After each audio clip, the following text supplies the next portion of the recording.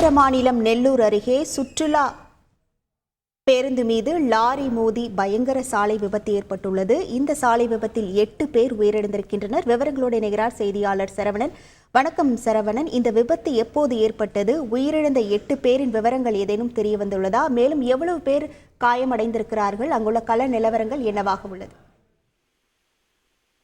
அதாவது சென்னை வடபழனியிலிருந்து ஹைதராபாத்திற்கு இன்று அதிகாலை பேருந்து வந்து புறப்பட்டு சென்றது. அது நெல்லூர் அருகே காவாலி அருகே சென்று கொண்டிருந்த போது சாலையின் ஓரத்தில் நிறுத்தப்பட்டிருந்த லாரி வந்து அந்த லாரியை வந்து இன்னொரு லாரியை இடிப்பதற்காக சென்றவுடன் வலது பக்கமாக திரும்ப முயன்றது.